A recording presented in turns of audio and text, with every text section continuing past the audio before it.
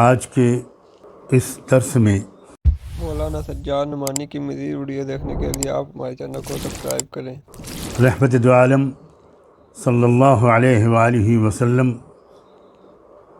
کے ارشادات کے حوالے سے اور ان کی روشنی میں قیامت کی وہ علامات جو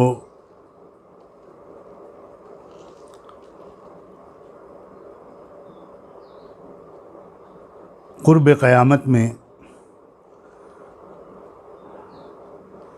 ظاہر ہوں گی، جن کے بارے میں ازراہ شفقت و محبت رحمت دو عالم صلی اللہ علیہ وآلہ وسلم نے اپنی امت کو آگاہیاں دیں، پہلے سے ہم کو باخبر کیا، اور باخبر کرنے کا مقصد صرف ہماری معلومات میں اضافہ نہیں تھا، باخبر کرنے کا مطلب تھا کہ ہم ذرا ہوشیار و بیدار رہیں،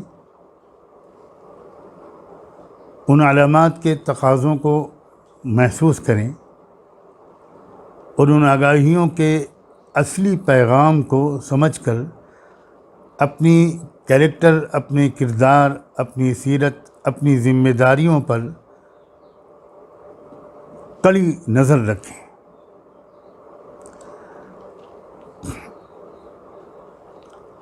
براہ راست فتنہ دجال کی تشریح سے پہلے اور سورہ کہف کی تفسیر اور اس کی تشریح سے پہلے مناسب معلوم ہوتا ہے کہ ہم جس دور میں داخل ہو چکے ہیں اور جس دور کی طرف بڑی تیزی سے بڑھ رہے ہیں، اتنی تیز رفتاری سے واقعات اب رونما ہو رہے ہیں کہ اب کم سے کم اس غلط فہمی سے ہم سب کو نکل جانا چاہیے کہ یہ باتیں جو بتائی جا رہی ہیں یہ تو کہیں ہماری آئندہ آنے والی نسلوں کے زندگی میں آئیں گی۔ اس غلط فہمی سے اگر ہم نکل جائیں گے تو اس کا یہ اصل فائدہ یہ ہوگا کہ ہم اپنی زندگی اور کیریکٹر کے بارے میں زیادہ سیریس ہو جائیں گے، زیادہ واچفل ہو جائیں گے۔ اس لیے مناسب معلوم ہوتا ہے کہ پہلے کچھ علامات کا ذکر کر دیا جائے، یا کچھ ایسے سائنس کا، ایسے واقعات کا، ایسی تبدیلیوں کا ذکر کر دیا جائے جن سے ہم کو باخبر کیا تھا اللہ کے آخری پیغمبر سیدنا محمد الرسول اللہ صلی اللہ علیہ وآلہ وسلم۔ اور اگر میری یہ بات میرے کچھ نان مسلم بھائی اور بہن بھی سن رہے ہوں تو میں ان سے بھی یہ گزارش کرتا ہوں کہ بہت سنجیدگی کے ساتھ اور سیریسلی ان باتوں کو سنیں۔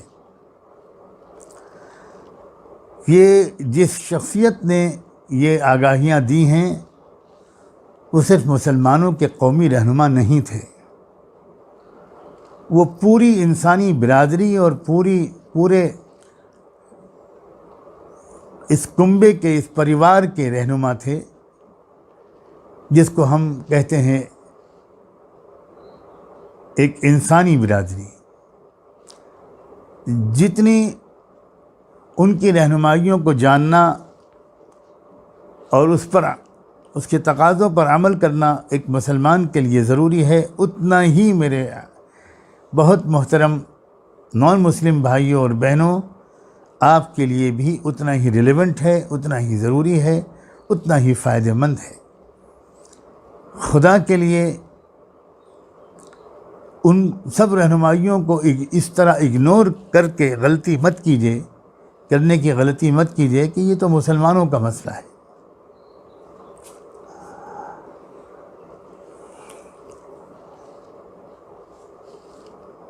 ایک حدیث سناتا ہوں آپ کو میں سب سے پہلے، جو صحیح بخاری میں جو اللہ کے رسول کی حدیثوں کی سب سے زیادہ اوتھینٹک کتاب ہے، اس کتاب میں یہ حدیث درج کی گئی ہے کہ ایک بار اللہ کے رسول صلی اللہ علیہ وآلہ وسلم ایک مجلس میں کچھ گفتگو کر رہے تھے۔ اتنے میں ایک شخص آیا، گاؤں دیہات کا رہنے والا، اور اس نے آتے ہی ایک سوال کیا اللہ کے رسول سے کہ قیامت کب آئے گی؟ اس وقت آپ نے جو جواب دیا وہ یہ تھا، اذا ضیعت الامانہ فانتظر الساعہ، جب وہ وقت آئے جائے کہ جب امانت ضائع کی جانے لگے گی تو اس وقت قیامت کا انتظار کرنا۔ اس نے مزید وضاحت طلب کرتے ہوئے پوچھا کہ یہ امانت کے ضائع ہونے کا کیا مطلب ہے؟ کیسے ضائع ہوگی یہ امانت؟ تو آپ نے فرمایا اذا وسد الامر الى غیر اہلہ فانتظر الساعہ، جب ذمہ داریاں نااہلوں کے سپرد کی جانے لگیں تو پھر انتظار کرنا قیامت کا۔ ہم لوگ اپنی اردو زبان میں جو امانت کا مفہوم سمجھتے ہیں وہ بہت ہی محدود ہے، لیکن قرآن و حدیث کی زبان میں امانت کہتے ہیں ہر بڑی ذمہ داری کو۔ تو اس حدیث میں جو اللہ کے رسول نے فرمایا اس میں ایک بات یہ بتائی کہ جب ذمہ داریاں ایسے لوگوں کے سپرد کی جانے لگیں جو اس کے اہل نہ ہوں تو سمجھ لینا کہ اب یہ آخری دور آ گیا۔ اب یہ ذمہ داریاں سرکاری بھی ہو سکتی ہیں، حکومتی بھی ہو سکتی ہیں، اداروں کی بھی ہو سکتی ہیں، دینی قیادت، مذہبی رہبری، اور ہمارے مسلم اصطلاح میں افتاء اور قضاء یعنی مسائل بتانا، احکام بتانا، مقدمات کے فیصلے کرنا،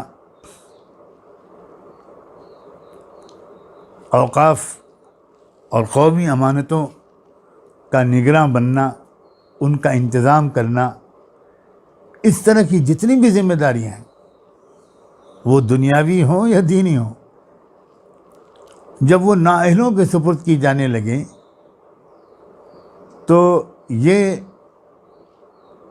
قرب قیامت کی ایک نشانی ہے۔ یعنی جب یہ رواج ہو جائے، اس کا مطلب کیا ہوا؟ اس کا مطلب میرے اور آپ کے لیے یہ ہوا کہ یہ غلطی ہم کو نہیں کرنی ہے، ہم کو بچنا ہے، اس سے ہم کو بہت واچفل رہنا ہے۔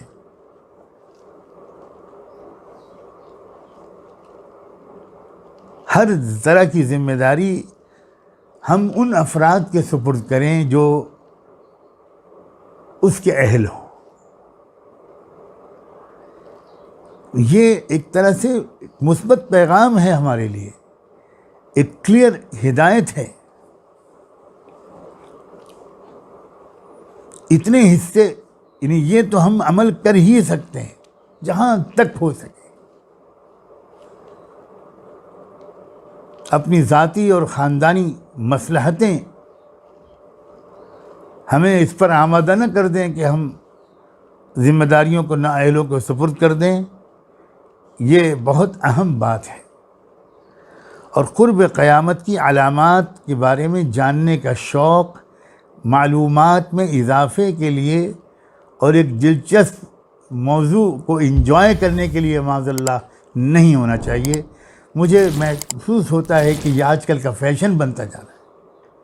اپنی اصلاح کے لیے اور اپنے کو بچانے کے لیے اس علم کو حاصل کرنا یہ مفید ہے، اور میں نے اسی لیے آج کی گفتگو میں اللہ کی توفیق سے یہ مناسب سمجھا کہ میں پہلے اپنے نفس کو اور سب سننے والوں اور سننے والیوں کو اس بات کی طرف متوجہ کر دوں کہ محض معلومات حاصل کرنے کے لیے اور عالمی حالات پر ایک نئے انداز سے تبصرہ کرنے کے مزے لینے کے لیے یہ علم حاصل نہ کیا جائے۔ یہ اپنی اصلاح، اپنی تربیت اور اپنے کو بہت مہلک غلطیوں سے بچانے کی نیت سے یہ علم حاصل کیا جائے۔ ایک اور بات اللہ کے رسول صلی اللہ علیہ وآلہ وسلم نے ارشاد فرمائی، اور یہ حدیث بھی صحیح مسلم میں ہے۔ آپ نے ارشاد فرمایا ان بین یدی الساعۃ کذابین فاحذروہم، قیامت سے پہلے جھوٹ بولنے والے بہت ہوں گے، جھوٹ جھوٹ جھوٹ، ہر طرف جھوٹ ہوگا۔ تم کو چاہیے کہ تم ان سے ذرا چوکنا رہنا، بچ کے رہنا۔ اب یہ کسی ایک ملک کا مسئلہ نہیں ہے کہ فلاں ملک میں جھوٹ بولنے والوں کی سرکار بن گئی، یہ ایک پوری عالمی کلچر ہے۔ یہ ایک جھوٹ ہر طرف پھیلا ہوا ہوگا اور جھوٹے لوگ چھا جائیں گے۔ اس کا مطلب کیا ہوا؟ اس کا مطلب یہ ہوا، میں یہ عرض کرنا چاہ رہا ہوں کہ جن بیماریوں کے بارے میں بہت زیادہ الرٹ رہنے کی ضرورت ہے وہ ہے اس جھوٹ۔ اب جیسے آج کل ایک ہی بیماری کا چرچہ ہے اور برابر کہا جا رہا ہے احتیاطی تدابیر، احتیاطی تدابیر، احتیاطی تدابیر، ماسک بھی استعمال کرو، گلوز بھی استعمال کرو، بار بار ہاتھ دھو، فاصلے مینٹین کرو، وغیرہ وغیرہ۔ تو اس کا مطلب یہ ہوا کہ ایک زمانہ ایسا آئے گا جس میں جھوٹ کی وبا عام ہوگی، اور پھر اس کا مطلب یہ ہوا کہ آپ کو بتانا مقصود نہیں ہے، بلکہ مقصود یہ ہے کہ اس زمانے میں ایک اچھا انسان بننے کی خواہش رکھنے والے کو جس پہلو پر بہت زیادہ اور سب سے زیادہ توجہ کرنی چاہیے، وہ اس میں صرف کرتا ٹوپی اور داڑھی نہیں ہے، بلکہ یہ ہے کہ یہ دیکھنا چاہیے کہ میرے قول اور عمل دونوں میں کہیں بھی جھوٹ شامل نہ ہو۔ اس زمانے میں واقعی جو شخص جھوٹ سے بچ گیا وہ کامیاب ہو گیا، اس کا کردار صاف ہو جائے گا۔ یہ ہے مقصود کی سلوک و تصوف کا، بیعت ہونے کا، مدرسوں میں پڑھنے کا، دینی مجلسوں میں بیٹھنے کا، جھوٹ زندگی سے نکلے۔ اور شاید یہ بات بالکل سچی ہے کہ جو انسان خود بالکل جھوٹ نہیں بولتا، اس کے اندر جھوٹ کو پرکھنے کی صلاحیت بھی پیدا ہو جاتی۔ ایک روشنی اس کے دل و دماغ میں آتی ہے جس سے وہ جھوٹی بات اور سچی بات میں فرق کرنے لگتا ہے۔ ایک اور بات سنیے، قرب قیامت کی علامات کا بیان ہو رہا ہے۔ یہ ہیں وہ چیزیں جس پر ہم کو پہلے غور کرنا چاہیے، اور غور نہیں کرنا چاہیے، اپنی سیرت و کردار میں تبدیلی ان ہدایات کی روشنی میں لانی چاہیے۔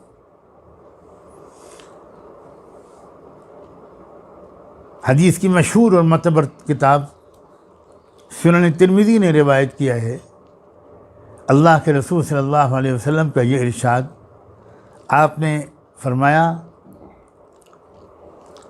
جب قومی سرمایہ کو، مال غنیمت کو ذاتی دولت بنایا جانے لگے، جب قومی سرمایہ کا غلط استعمال کیے جانے لگے،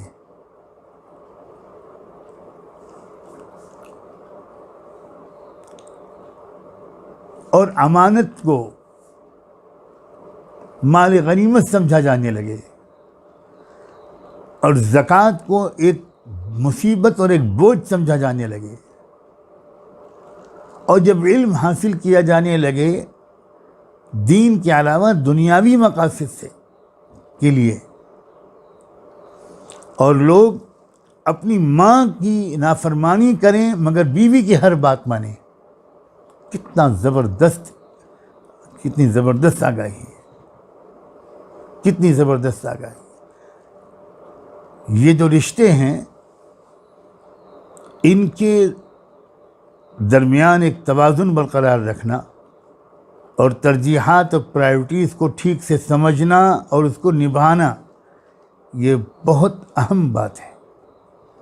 یہ ہیں حقیقی دینداری کی باتیں کہ انسان کا حال یہ ہو جائے کہ وہ اپنی ماں کی نافرمانی، یہاں خاص طور پر ماں کا ذکر کیا گیا ہے، بیوی کے مقابلے میں، اور اگلے جملے میں فرمایا کہ دوستوں کو تو گلے لگائے آدمی، اور باپ سے دور رہے اور دور رکھے باپ کو۔ کیا آپ نہیں دیکھتے کہ موجودہ کلچر میں اکثر و بیشتر اولادوں کا یہی حال ہے؟ بہت شاذ و نادر کوئی ایک آدھ ہوگا لاکھوں میں جو اس غلطی سے محفوظ ہوگا۔ جب تم دیکھو کہ انسان اپنی بیوی کی بات ماننے لگا اور ماں کی نافرمانی کرنے لگا اور دوست کو گلے لگانے لگا اور اپنے باپ کو دور کر دیا، اور جب تم دیکھو کہ مسجدوں میں شور و غوغا بلند ہونے لگا، لوگ بلند آواز میں آپس میں باتیں کرنے لگے مسجدوں میں، جہاں خاموشی اور ادب اور وقار ہونا چاہیے، اور جب تم دیکھو کہ ہر گروہ اور قبیلے کا جو لیڈر ہے وہ ان کا بہت برا آدمی ہے، اللہ اکبر، جب غنڈے لیڈر بننے لگے ہیں، جب بہت ہی خراب لوگ انہی کے ہاتھ میں لیڈرشپ آ جائے، تو سمجھ جانا کہ اب یہ آخری دور ہے، سمجھ جانا۔ اور جب تم دیکھو کہ لیڈرشپ قوموں کے کمینے لوگوں کے ہاتھ میں آ جائیں، جو بہت پست قسم کے لوگ ہیں، بہت ہی نیچے کیریکٹر کے لوگ ہیں، جو بیچارے اس کی صلاحیت بالکل نہیں رکھتے کہ وہ قوموں کو لے کر چلیں، اور جب تم دیکھو کہ کسی انسان کی عزت کی جانے لگے صرف اس کے ضرر اور نقصان کے ڈر کی وجہ سے، یعنی کسی انسان کی عزت اس کی صلاحیت، اس کی اہلیت، اس کی اخلاقی خوبیوں کی وجہ سے ہونے کے بجائے بس اس لیے لوگ اس کی عزت کرنے لگیں کہ بس اس کا نقصان ہم کو نہ پہنچ جائے، یہ آدمی ہمیں نقصان نہ پہنچا دے۔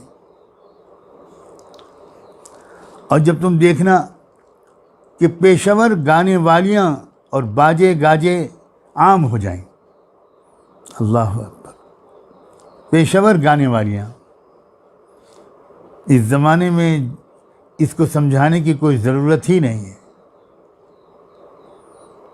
اور گانے باجے، میوزک، ناچ، تماشے عام ہو جائیں، اور شراب پی جانے لگے،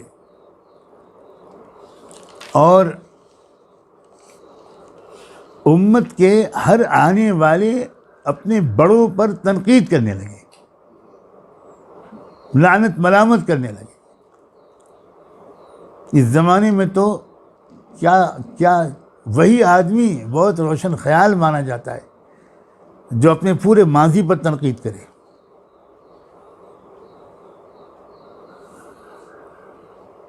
تو آپ نے فرمایا جب تم یہ علامات دیکھنا تو اس وقت انتظار کرنا سرخ آندھیوں کا،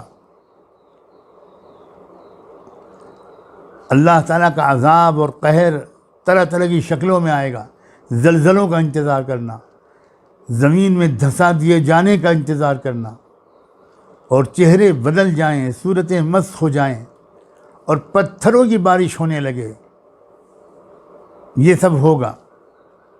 اور اس کے علاوہ اس طرح کی اور نشانیاں وہ بھی ظاہر ہوں گی۔ آپ نے فرمایا جس طرح ایک ہار جو کٹ جائے اور اس کا دھاگا ٹوٹ جائے تو پھر ایک دم سے اس کے دانے بکھر جاتے ہیں، اس طرح لگاتار طرح طرح کی مصیبتیں انسانیت پر آتی رہی۔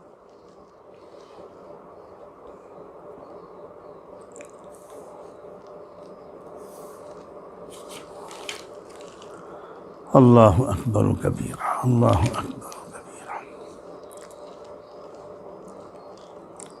اب آگے میں تھوڑا ان علامات کے بارے میں آپ کو یاد دلانا چاہتا ہوں جو اسپیسیفک کچھ بڑے بڑے واقعات رونما ہوں گے، یہ جتنی اب تک میں نے باتیں سنائی ہیں یہ تو کیریکٹر کے متعلق باتیں، انسانی کیریکٹر، زمانے کا عام کلچر،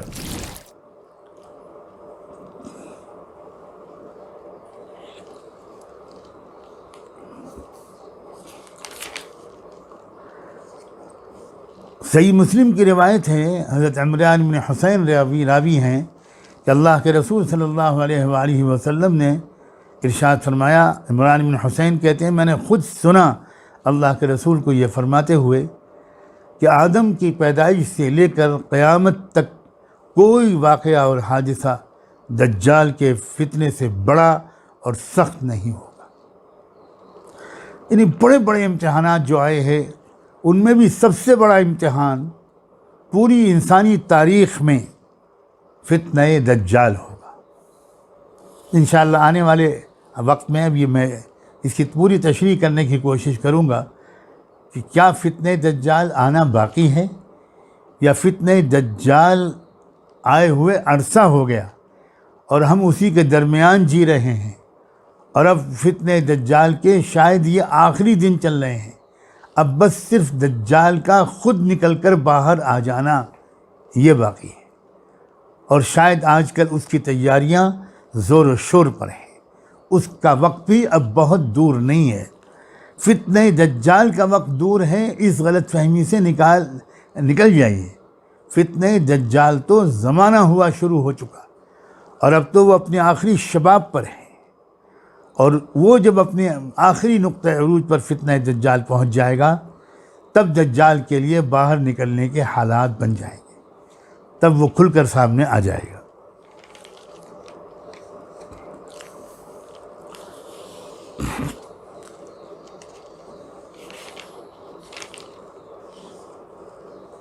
دجال کے بارے میں ایک بات یہ بھی اس وقت میں آپ کو یاد دلاؤں، اور یہ حدیث صحیح بخاری اور صحیح مسلم دونوں میں ہے کہ آپ نے ارشاد فرمایا، اور یہ کہتے ہوئے ارشاد فرمایا کہ میں تم کو ایسی باتیں دجال کے بارے میں ایسی بات بتانے جا رہا ہوں جو مجھ سے پہلے کسی نبی نے اپنی قوم کو نہیں بتائی تھی۔ اور اس وقت آپ نے ایک بات یہ فرمائی، انہ اعور، کہ وہ کانا ہوگا، ایک آنکھ سے دیکھنے والا ہوگا۔ کیا مطلب ہے اس کا؟ سچی بات یہ ہے کہ کوئی یقین کے ساتھ یہ کہنا کہ اس ارشاد کا یہ مطلب ہے، یہ شاید ابھی قبل از وقت ہے۔ اس کا ایک مطلب یہ بھی ہو سکتا ہے، جیسا کہ بعض اہل علم کا خیال ہے، کہ اصل میں انسان کو اللہ نے دو آنکھیں دی ہیں، ایک یہ ظاہری آنکھیں ہیں اور ایک دل کی نگاہ ہے، دل کی نظر ہے۔ اس دنیا کی حقیقت کو وہ شخص بہتر طور پر سمجھتا ہے جس کی دونوں آنکھیں روشن ہوں۔ دجال کا جو فتنہ ہوگا اس کے اثر سے یہ صورتحال ہوگی کہ انسان کی صرف مادی آنکھ کھلی رہے گی، اور وہ ہر چیز کو ظاہری، مادی، سیاسی، بالکل پرائما فیسائی جو جس کو انگریزی میں کہتے ہیں، اس نظر سے دیکھ کر رائے قائم کرے گا۔ اور جبکہ چیزوں کی حقیقت کو سمجھنے کے لیے صرف یہ والی ظاہری آنکھ کافی نہیں ہوتی، انسان کے دل دماغ کی نگاہ بھی کھلی ہوئی ہونی چاہیے، تبھی وہ چیزوں کی حقیقت کو سمجھ سکتا ہے۔ دجال ساری دنیا کے انسانوں کو ایسا لگتا ہے کہ وہ کانا بنا دے گا۔ یہ میں سمجھانے کے لیے بات عرض کر رہا ہوں، کیا مطلب کانا بنا دے گا؟ یعنی فتنہ دجال کی وجہ سے جو مہلک اور مضر اثرات پڑیں گے، اس میں ایک بہت بڑا اثر یہ ہوگا کہ انسانوں کی غالب اکثریت کی دل کی نظر بند ہو جائے گی، اور وہ دھوکہ آسانی سے کھا جائیں گے۔ دجال جو دھوکے میں ڈالنا چاہے گا، بڑی آسانی سے لوگ اس بات کو ایکسیپٹ کر لیں گے۔ آپ کو آگے چل کر انشاءاللہ یہ بات زیادہ تفصیل سے بتائی جائے گی کہ دجال کو دجال کہا ہی اس لیے گیا ہے کہ وہ انسانی تاریخ کا سب سے بڑا دھوکہ دینے کا ماہر انسان، ماہر ہستی ہے وہ۔ اس کا اصل کام ہی یہ ہے کہ اصل حقیقت سے انسانوں کو بے خبر اور اندھا اور غافل کر دیا جائے، بہرا کر دیا جائے، اور جو بالکل غلط ہے اس کو صحیح کر کے دکھا دیا جائے، اور ایک نظر بندی کر دی جائے، انسانوں کو مسمرائز کر دیا جائے، پروپیگنڈے سے متاثر ہونے کی عادت انسانوں کے اندر ڈال دی جائے، اور حقیقت کو پر غور کرنا اور سمجھنے کی کوشش کرنا اور سمجھ لینے کی صلاحیت ان کے اندر سے چھن جائے۔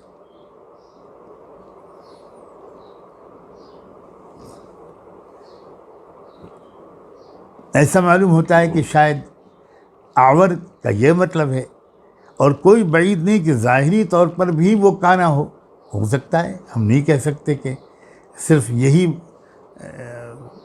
معنی مراد ہے۔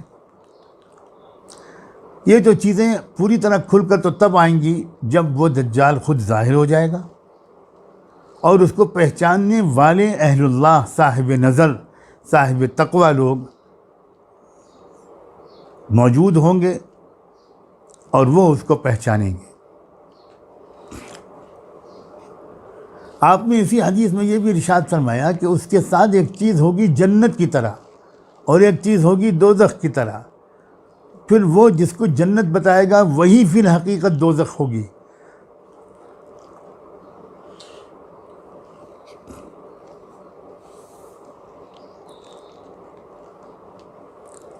اللہ اکبر۔ یعنی یوں سمجھیے کہ فتنہ دجال میں مبتلا ہو جانے والے لوگ، ان کو وہ دجال اس خدا کی دی ہوئی طاقت کا استعمال کر کے دنیا میں بڑے مزے کی زندگی گزروائے گا،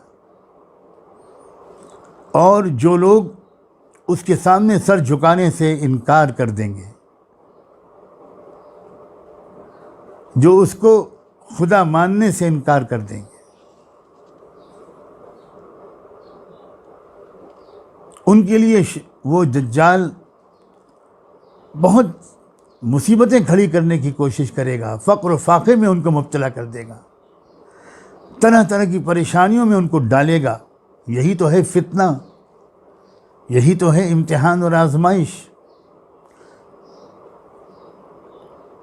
اللہ تعالیٰ اپنے کرم سے ہم سب کو ثابت قدم رکھے، اللہ ہم کو ثابت قدم رکھے، اور اگر سچائی پر جمے رہنے کی وجہ سے کچھ تکلیفیں برداشت کرنی پڑیں تو اللہ ہم کو اس کی ہمت دے، اللہ ہم کو اس کا حوصلہ دے۔ میرا تو خیال یہ ہے کہ اس وقت سب سے زیادہ اللہ تعالیٰ سے یہی ہمت اور استقامت کی دعا مانگنی چاہیے، کیونکہ ساری اگلی کامیابیاں اسی ہمت و استقامت پر ڈیپینڈ کرتی ہیں۔ یہ مل گئی تو سب مل گیا، اور یہ چھن گئی تو پھر اللہ کی پناہ۔ ایک بات اور سمجھیے، دیکھیے اس دنیا کو اللہ تعالیٰ نے ہماری خواہش کے مطابق مزے کی زندگی گزارنے کی جگہ نہیں بنایا۔ ہماری سب سے پہلی بڑی غلطی یہ ہے کہ ہم اس دنیاوی زندگی کو اصل میں ایک مزے کی زندگی گزارنے کا ایک پیریڈ سمجھتے ہیں، اور اسی لیے جب کوئی پریشانی آتی ہے تو بہت زیادہ پریشان ہو جاتے ہیں۔ اصل میں یہ دنیاوی زندگی امتحان کے لیے ہے، کوئی نہ کوئی امتحان مستقل لگا رہتا ہے اس دنیاوی زندگی میں، یہ ہے ہی اس لیے۔ اور انبیاء علیہ السلام اللہ تعالیٰ نے بھیجے اس لیے کہ انسانوں کے اندر اچھائی کو قبول کر کے نیک بننے کی صلاحیت بھی بھرپور ہے، اور برائی کی بھی صلاحیت بھرپور ہے۔ انصاف کی صلاحیت بھی انسان میں بھرپور ہے، اور ظلم کی صلاحیت بھی بھرپور ہے۔ علم کی صلاحیت بھی انسان میں بھرپور ہے، اور جہالت کی صلاحیت بھی انسان میں بھرپور ہے۔ انہ کان ظلوما جہولا۔ اب اللہ تعالیٰ نے دنیا میں دو نظام چلائے ہیں، ایک نظام ہے نبوت اور رسالت کا، نبوت اللہ کے نبی اور پیغمبر اور رسول یہ آتے ہیں اس لیے کہ وہ ہم کو بتائیں کہ بھئی اس راستے پر چلو گے تو تم کامیاب ہو جاؤ گے، تمہاری اندر کی نیکی باہر نکل آئے گی، تم اچھے انسان بن جاؤ گے۔ صرف یہی ایک طاقت نہیں ہے، اس کے مقابل ایک طاقت اللہ نے اور پیدا کی ہے، شیطان کی۔ وہ ہر انسان کے پیچھے لگا رہتا ہے اور لگا رہے گا رہتی دنیا تک، کہ وہ انسانوں کو کسی طرح برائی کی طرف اور ہلاکت اور بربادی کے راستے کی طرف لے کر جائے۔ اب بلا کسی تاخیر اور تفصیل کے یہ مجھے کہہ دینا چاہیے کہ بھلائی کی طرف بلانے والوں کا مبارک سلسلہ محمد الرسول اللہ صلی اللہ علیہ وآلہ وسلم پر ختم ہو گیا، مکمل ہو گیا۔ اب جو لوگ لگے رہیں گے محمد رسول اللہ کے قدموں سے، ان کی رہنمائی لیتے رہیں گے، اس پر عمل کرنے کی کوشش کرتے رہیں گے، غلطیوں کوتاہیوں سے معافی مانگتے رہیں گے، وہ کامیاب ہو جائیں گے، ہر امتحان میں کامیاب ہو جائیں گے۔ اور دوسری طرف جو برائی کی دعوت دینے والا شیطانی سلسلہ ہے، اس کا آخری خاتم کا نام ہوگا دجال۔ اور یوں سمجھیے کہ یہ ایک مقابلہ ہے بٹوین محمد الرسول اللہ اینڈ شیطان، ابلیس، یہ سمجھیے۔ اسی لیے بعض اہل اللہ اس بات پر بہت زور دے رہے ہیں کہ آج کل اس دور میں خاص طور پر درود شریف کی کثرت اور ہر کام کو استحضار کے ساتھ سنت کے مطابق کرنے کی عادت ڈالنا، یہ فتنہ دجال سے حفاظت کا ایک بہت اہم سبب ہے، کیونکہ اس سے ہمارا رشتہ رسول اللہ سے روحانی طور پر جڑتا چلا جائے گا، مضبوط ہوتا چلا جائے گا۔ اور جس کا رشتہ ان کی ذات سے روحانی طور پر مضبوط ہوا، صرف ظاہری اعمال کے سطح پر نہیں بلکہ قلب کی محبت ان سے ہو جائے، لگاؤ ہو جائے، انس ہو جائے، چلتے پھرتے اٹھتے بیٹھتے وہ یاد آنے لگیں، ان سے محبت کی کیفیت ہو، کبھی کبھی آنکھیں ان کی یاد میں نم ہوں، جب یہ کیفیت ہوگی اور زندگی ان کے نقش قدم پر گزارنے کی سنجیدہ کوشش ہوگی، تو ایسی کوشش کرنے والا اس عظیم ترین شخصیت کی روحانی تاثیر کی برکت سے دجال کے فتنے سے بھی انشاءاللہ محفوظ رہے گا۔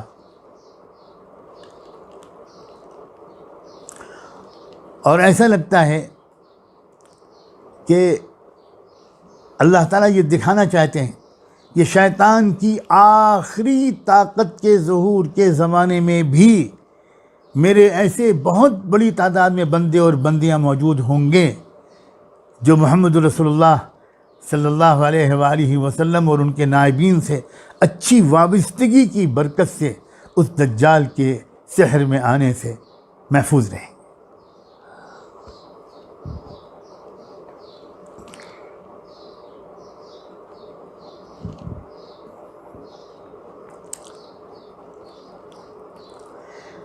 بہت سی احادیث میں جو اس آخری زمانے کی علامات کے بارے میں جو آگاہیاں آپ نے دی ہیں، ان میں ایک اور آگاہی بلکہ خوشخبری ایک ایسی شخصیت کے بارے میں ہے کہ جو ظلم و انصاف اور برائی کی طاقتوں کے خلاف ایک فیصلہ کن اور کامیاب جنگ لڑے گا۔ یہ بہت اہم بات ہے۔ میں نے یہ بھی مناسب سمجھا کہ فتنہ دجال اور دجال کے تذکرے سے پہلے میں وہ علامات ذکر کر دوں کچھ اور بھی، تاکہ ذرا ذہن اور زیادہ یکسو ہو جائے اور ہم سمجھیں کہ اس دور میں اور کیا کیا آنے والا ہے۔ ایک حدیث میرے سامنے ہے، سیدنا ابو سعید خدری رضی اللہ عنہ سے روایت ہے، کہتے ہیں کہ اللہ کے رسول صلی اللہ علیہ وسلم نے ارشاد فرمایا، ينزل بأمتی بلاء شدید من سلطانہم حتی یضیق الارض عنہم۔ فرمایا میری امت پر ان کے حکمرانوں کی طرف سے سخت مصیبتیں آ جائیں گی، سخت امتحانات آئیں گے۔ اللہ اکبر۔ اللہ کے رسول آپ نے بالکل سچ فرمایا، آپ نے بالکل سچ فرمایا، ہم تصدیق کرتے ہیں کہ آپ سچے رسول تھے، آپ نے جو فرمایا تھا وہ آج کل ظاہر ہو رہا ہے۔ تو جب یہ ہو رہا ہے جو آپ نے فرمایا تھا، یعنی یہ کہ میری امت پر ان کے حکمرانوں کی طرف سے سخت مصیبتیں آئیں گی، یہاں تک کہ اللہ کی وسیع زمین ان کے لیے تنگ ہو جائے۔ اب دیکھیے اس وقت کیا صورتحال ہے۔ اب آگے سنیے، فرمایا اس وقت اللہ تعالیٰ میری نسل میں سے ایک شخص کو کھڑا کرے گا اور اس کی جد و جہد سے ایسا انقلاب برپا ہوگا کہ فَيَمْلَأُ الْأَرْضَ قِسْطًا وَعَدْلًا كَمَا مُلِئَتْ ظُلْمًا وَجَوْرًا، کہ اللہ کی پوری زمین جس طرح پہلے ظلم و ستم سے بھر گئی تھی، اسی طرح اس شخص کی جد و جہد کے نتیجے میں تقدیر الہی سے وہ زمین انصاف سے بھر جائے گی۔ فرمایا آسمان والے بھی اس سے راضی ہوں گے اور زمین والے بھی اس سے راضی ہوں۔ واہ واہ واہ، یرضی عنہ ساکن السماء و ساکن الارض، اس حکمراں سے جو انسانیت کو ظلم سے نجات دلائے گا اور پوری دنیا کی تمام قوموں کے لیے پوری دنیا میں انصاف کے نظام کو قائم کرے گا، اس سے آسمان والا بھی خوش ہوگا، زمین والے بھی راضی ہوں گے۔ اور فرمایا زمین میں جو بھی بیج ڈالا جائے گا اس کے آنے کے بعد وہ ضائع نہیں ہوگا، اس سے جو پودا برآمد ہونا چاہیے وہ برآمد ہوگا، اور اسی طرح آسمان بارش کے قطرے روک کر نہیں رکھے گا بلکہ ان کو خوب برسائے گا۔ ایسی بہت سی احادیث ہیں جن احادیث کے مجموعے سے یہ بات سامنے آتی ہے کہ اللہ کے رسول صلی اللہ علیہ وآلہ وسلم یہ بات بھی بتا کر گئے ہیں کہ جب ظلم بہت زیادہ بڑھنے لگے گا تو پھر ایک ایسی شخصیت امت کو اور انسانیت کو عطا ہوگی۔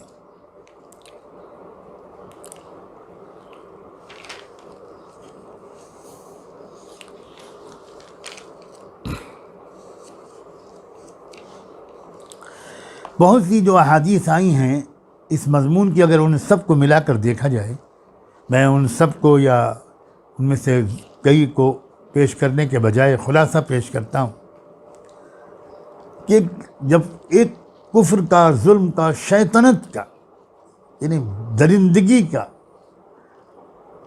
سرکشی کا ایک غلبہ ہو جائے گا پوری دنیا میں، اس وقت اللہ تعالیٰ امت مسلمہ ہی میں سے، بلکہ مختلف روایات کے مطابق خانوادہ نبوت سے ہی ایک مرد مجاہد کھڑا ہوگا، اور اس شخص کی جد و جہد سے، میں اپنے الفاظ ذرا سوچتے رہیے گا، کوئی کراماتی بات نہیں ہوگی بلکہ جد و جہد ہوگی، قربانیوں سے بھرپور، بہادری اور شجاعت سے بھرپور۔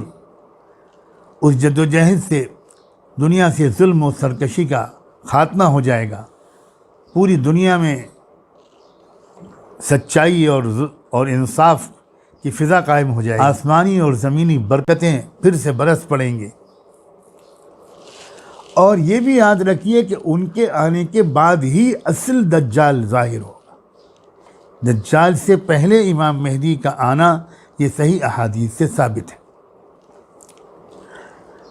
یعنی ایک لشکر ادھر منظم ہو جائے گا، اور جن کے ساتھ پوری دنیا کے وہ لوگ جو اس مشکل دور میں بھی ظلم کے سامنے جنہوں نے سر نہیں جھکایا، جو مقابلہ کرتے رہے، وہی جمع ہو جائیں گے ان کے ساتھ۔ یہ بہت اہم بات ہے، یہ بہت اہم بات ہے، اس کے بارے میں بار بار باخبر کرتا رہوں گا انشاءاللہ، کیونکہ یہ صاف معلوم ہوتا ہے کہ یہ ایک طرح سے ایسا نہیں ہے کہ لوگ اپنے عافیت قدوں سے نکل آئیں گے، لوگ اپنے بزنس مال سے نکل آئیں گے، لوگ شادی کے فنکشنوں سے نکل کر ان کے ساتھ جڑ جائیں گے، ایسا نہیں لگتا، ایسا بالکل نہیں لگتا۔ حدیثوں میں تو جو بات صاف آتی ہے وہ تو یہ الفاظ بھی آئے ہیں، صحیح مسلم کی روایت ہے، حضرت جابر راوی ہیں، وہ ارشاد فرماتے ہیں کہ اللہ کے رسول صلی اللہ علیہ وسلم نے ارشاد فرمایا لا تزال طائفة من امتی یقاتلون علی الحق ظاہرین الی یوم القیامہ قال فینزل عیسی بن مریم فیقول امیرهم تعال صل لنا فیقول لا ان بعضکم علی بعض امراء تکرمت اللہ هذه الامہ۔ فرمایا میری امت میں ایک گروہ ایسا رہے گا جو ہمیشہ حق کے لیے لڑتا رہے گا، اے رب کریم ہم سب کو اس میں شامل ہونے کی توفیق عطا فرما۔ یہ بہت اہم جملہ ہے، بہت اہم جملہ ہے۔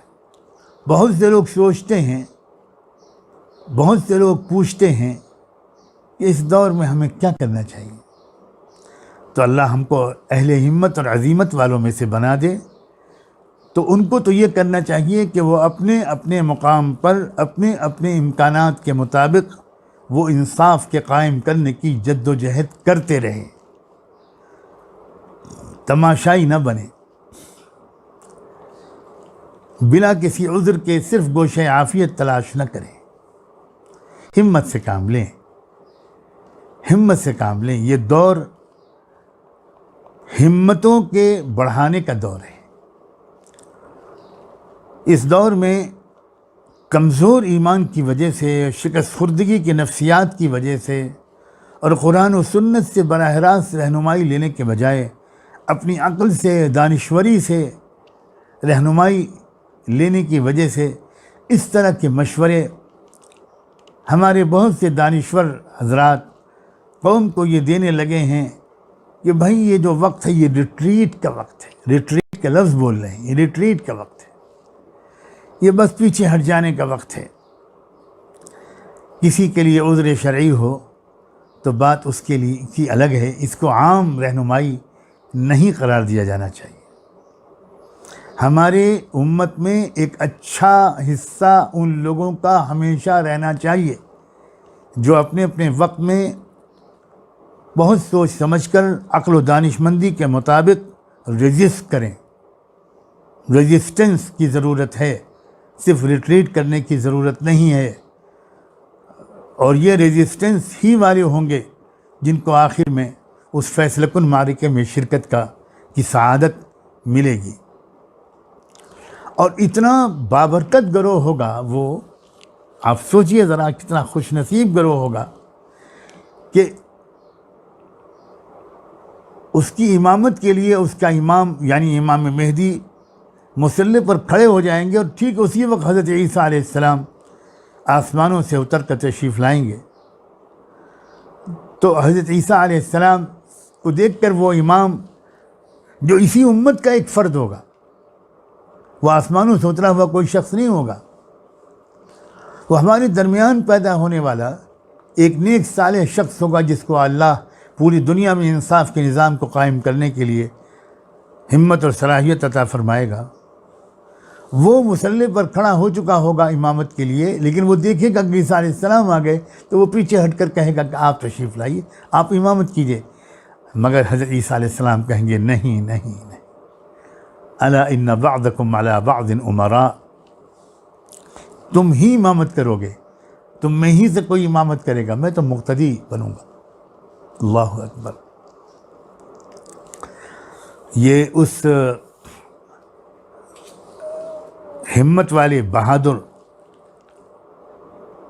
گروہ کا میں تذکرہ کر رہا تھا جو یقیناً اکٹھا ہوگا اس ظلم سے فیصلہ کن مقابلہ کرنے کے لیے اپنے امام کے پیچھے، اور اسی کی مدد کے لیے آئیں گے حضرت عیسیٰ علیہ السلام، اور پھر ان کے ذریعے سے اس دجال کا خاتمہ ہوگا۔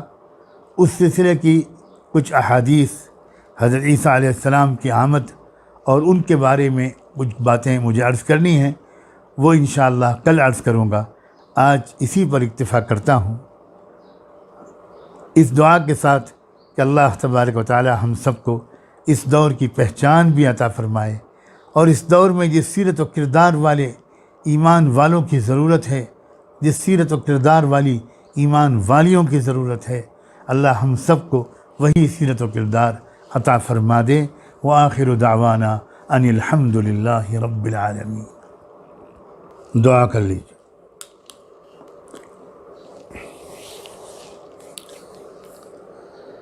سبحان اللہ وبحمدہ، سبحانک اللہم وبحمدک، نشہد ان لا الہ الا انت، نستغفرک ونتوب الیک، نستغفرک ونتوب الیک، نستغفرک ونتوب الیک۔ اللہم صلی علی سیدنا محمد وعلی آل سیدنا محمد وبارک وسلم۔ اللہم صلی علی سیدنا محمد صلاة تنجینا بها من جمیع الاہوال والآفات وتقضی لنا بها جمیع الحاجات وتطہرنا بها من جمیع السیئات وترفعنا بها اعلی الدرجات وتبلغنا بها اقصى الغایات من جمیع الخیرات فی الحیاة وبعد الممات، انک علی کل شیء قدیر، انک علی کل شیء قدیر۔ اللہ ہم سب آپ کے بندے، آپ کی بندیاں آپ کے حضور میں حاضر ہیں۔ اللہ اقرار کرتے ہیں کہ کلمہ توحید پڑھنے کے بعد اللہ آپ زندگی ہماری جیسی گزرنی چاہیے تھی ویسی زندگی نہیں گزر رہی۔ بہت سے کام جن کا آپ نے بڑی تاکید سے حکم دیا تھا، ان کاموں کے کرنے میں ہم سے مسلسل کوتاہی ہو رہی ہے، اور جن کاموں سے آپ نے سختی سے منع فرمایا تھا برابر وہ کام ہم سے سرزد ہو رہے ہیں۔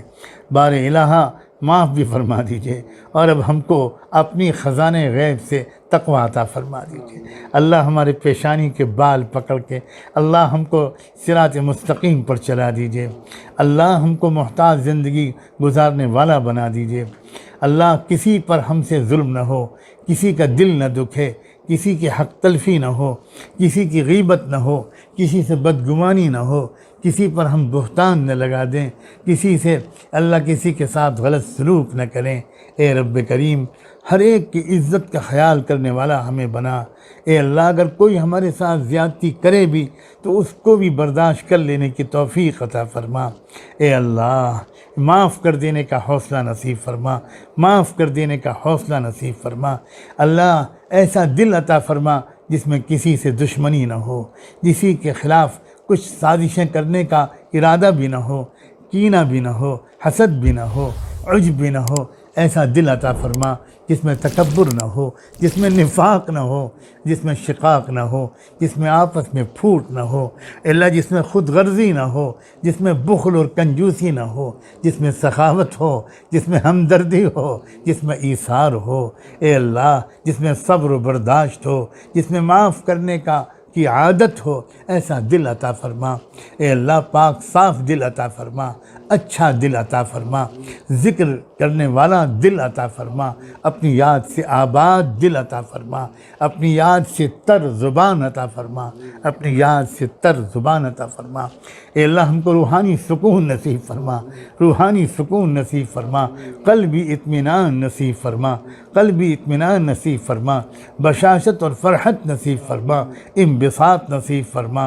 اے اللہ، گھٹ گھٹ کے جینے کے بجائے بشاشت کے ساتھ جینے کی لذت نصیب فرما، بشاشت کے ساتھ جینے کی لذت نصیب فرما۔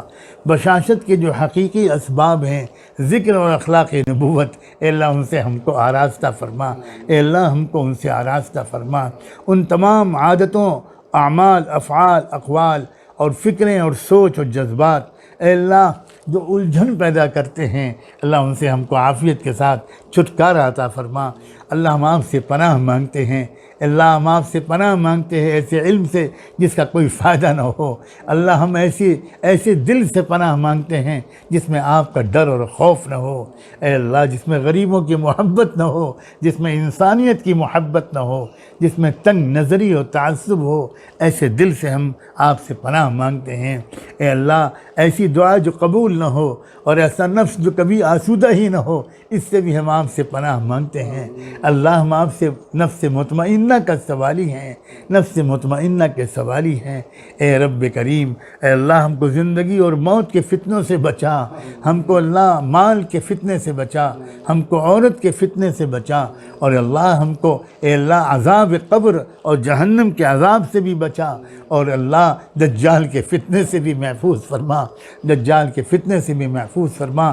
اللہ اپنے اس زمانے کو، اس کے چیلنجز کو اے اللہ اس کی نزاکتوں کو سمجھنے کی صلاحیت نصیب فرما، اور اس کے مطابق اپنے کیریکٹر کو اثر نو ڈیزائن کرنے کی توفیق عطا فرما۔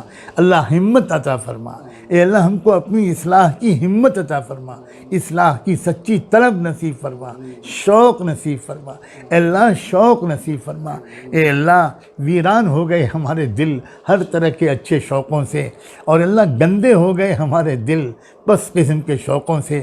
اے اللہ ہماری حالت کو درست کر دیجئے، اے اللہ ہماری حالت کو درست کر دیجئے۔ اے اللہ یہ ماہ مبارک اور یہ رات کے خوبصورت لمحات اے اللہ عشاء و تراویح سے فراغت کے بعد آپ کے حضور میں حاضر ہے۔ بار الہا ہمارے رکوع سجدے کو قبول فرما، ہماری رکوع سجدے کو قبول فرما۔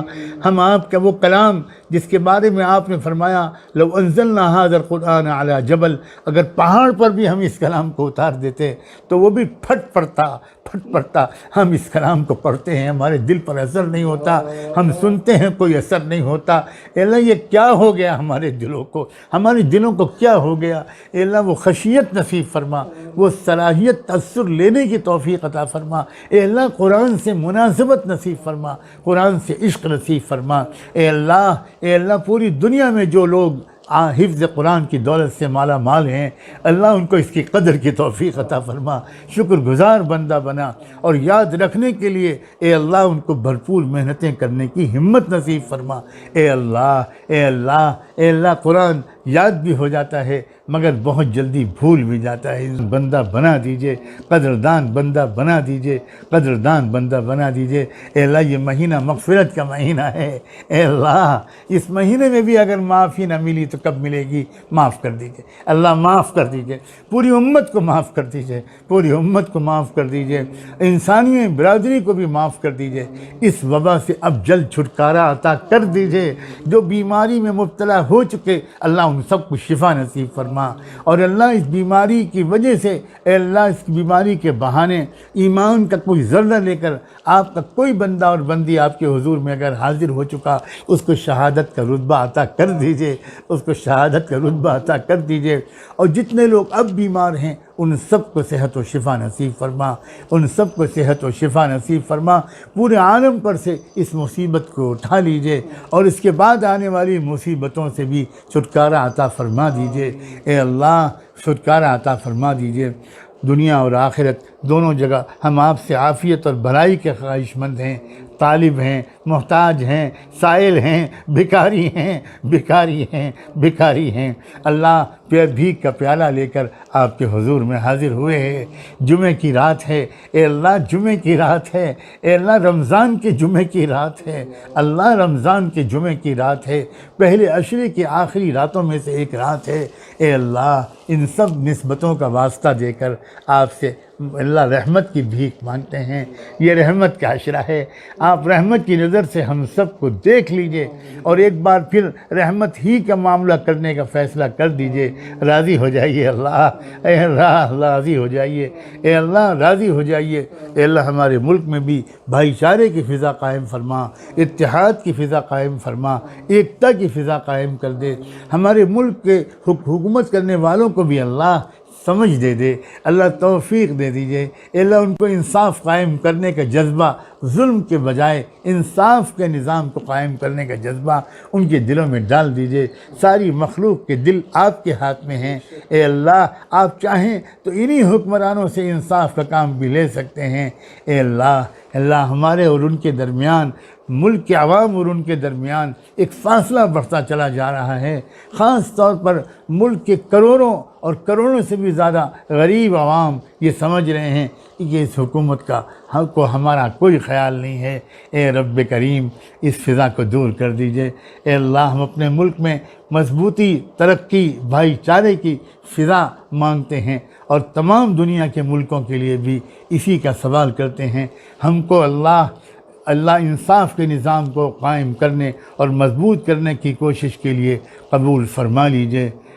جب تک دنیا میں آپ ہم کو زندہ رکھیں، اللہ ایمان کے ساتھ رکھیے گا، نیک کاموں کی توفیق کے ساتھ رکھیے گا اور صحت اور عافیت اور ہمت کے ساتھ رکھیے گا، اور جب بلاوے کا وقت آ جائے تو آسان موت دے کر ایمان کامل پر اپنے پاس بلا کر بے حساب و کتاب جنت عطا فرما دیجیے گا۔